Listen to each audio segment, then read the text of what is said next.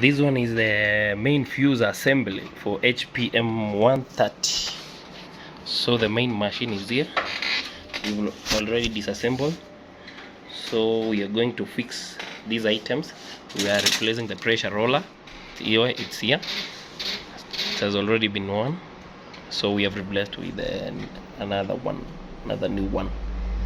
We have also Teflon. This is the Teflon film. It's already worn out from this other end. So we were ready to replaced.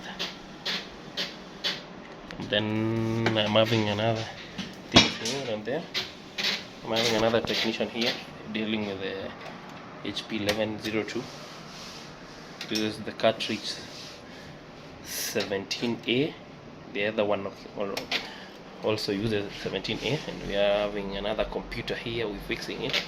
We have the drum unit for 17A. This is 19A drum. The cartridge itself. So we can help to fix your machines. We can fix all machines, that's Kyocera machines.